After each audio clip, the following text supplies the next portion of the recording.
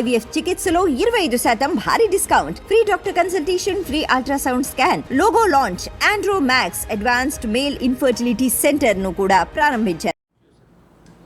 లదాఖ్ సమీపంలో విన్యాసాలు నిర్వహిస్తూ ఉన్నటువంటి భారత ఆర్మీకి చెందినటువంటి ఒక యుద్ధ ట్యాంకు ఒక్కసారిగా మంచు కరిగి వరద ఉధృతి పెరగటంతో నది దాటుతున్నటువంటి సమయంలో ఆ వరదలో కొట్టుకుపోవటం జరిగింది. దీంట్లో ప్రమాదవశాత్తు 5 సైనికులు మృతి చెందినటువంటి విషయం అందరికీ తెలిసిందే. అయితే ఇందులో 3 ఏపీకి చెందినటువంటి సైనికులు ఉండటంతో నిన్న వారి మృతదేహాలను గన్నవరం విమానాశ్రయానికి చేర్చడం జరిగింది. అక్కడి నుంచి వారి స్వస్థలాలకు తరలించడం జరిగింది.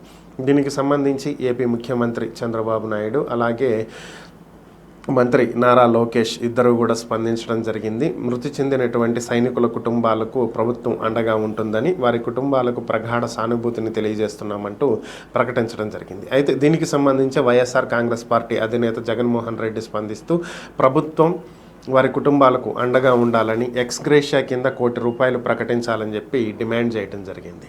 సో మరి ప్రభుత్వం ఇప్పటి వరకు ఎక్స్గ్రేషియా గురించి అయితే ప్రస్తావించలేదు.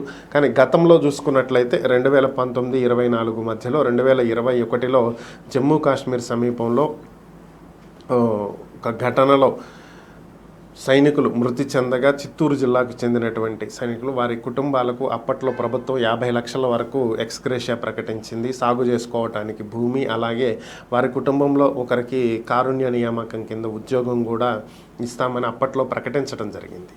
సో ఇప్పుడు అదేవిధంగా ఇప్పుడు ₹1 కోటి ఇవ్వాలని చెప్పి డిమాండ్ చేస్తున్నారు. మరి ప్రభుత్వం దీనికి ఏ విధంగా స్పందిస్తుంది అనేది చూడాలి. ప్రభుత్వం నుంచి అయితే ఇప్పటి వరకు ఎటువంటి స్పందన రాలేదు. కేవలం సానుభూతి తెలియజేస్తున్నాము, వారి కుటుంబానికి అండగా ఉంటామని మాత్రమే చెప్పారు తప్ప ఆర్థికంగా ఏమైనా ఆదుకుంటారా, అసలు పరిస్థితులు ఏంటనే దాని మీద ఇప్పటి వరకు ఒక స్పష్టమైనటువంటి ప్రకటన అయితే వెలువడలేదు.